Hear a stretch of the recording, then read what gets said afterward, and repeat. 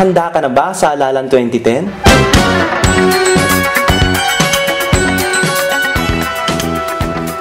Ngayong eleksyon, gagamit na tayo ng bagong sistema sa pagboto, ang Automated Election System.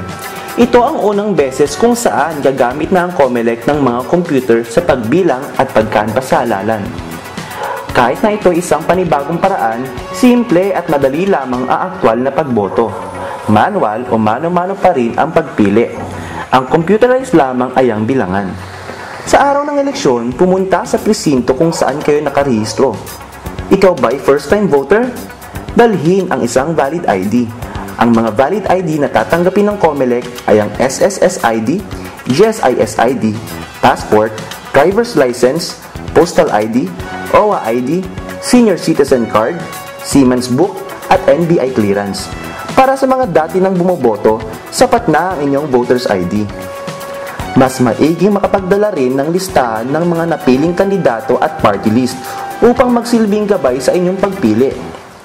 Hanapin ang inyong pangalan sa PCVL.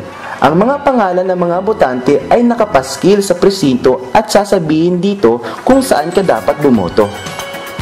Pagkatapos ipakita ang ID, magbibigay ang Board of Election Inspector o BEI ng isang balota, isang secrecy folder at isang marker pen. Ito ang dapat gamitin sa pag-shade o pagpili ng inyong iboboto.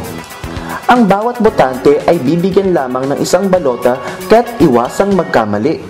Tandaan, huwag ayaang matupi o magkusot ang iyong balota. Iwasan ding magsulat ng mga di kinakailangang marka sa balota. Kung dati ay isinusulat pa natin ang pangalan ng ating gustong iboto, ngayon nakalista na ang lahat ng mga pangalan ng mga kandidato. Kailangan na lang i-shade ng mabuti ang bilog na katabi ng pangalan ng nais nating manalo. Sa mga posisyon na isa lamang ang dapat iboto, huwag pumili ng sobra. Isa lamang ang dapat iboto para sa presidente, vice-presidente, governor, vice-governor, congressman, mayor, vice-mayor, at party list. Kung sakaling sumobra sa isa, hindi tatanggapin ng machine ang inyong boto. Para naman sa mga posisyon na marami ang dapat piliin, pinapayagan na bumoto ng mas mababa sa tinakda. Maaring bumoto lamang para sa ilang mga kandidato kahit na 12 ang hinihingi para sa Senado. Halimbawa, 12 ang dapat iboto para sa senador. Hanapin si Masa Lisa o Lisa Masa ng Gabriela, ang ika-33 sa balota.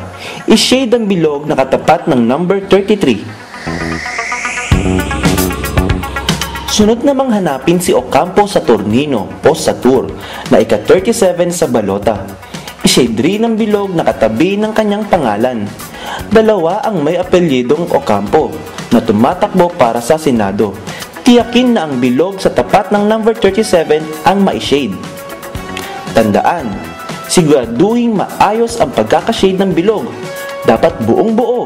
Siguraduhin rin na hindi lalampas sa 12 ang inyong iboboto. Huwag kaligtaan na iboto ang isa sa mga progresibong party list na kumakatawan sa interes ng inyong sektor. Hanapin ang isa sa mga sumusunod na progresibong party list: Kabataan, Anak Pawis, Bayan Muna, Gabriela o ACT Teachers Party List. Tandaan, isang party list lamang ang dapat iboto.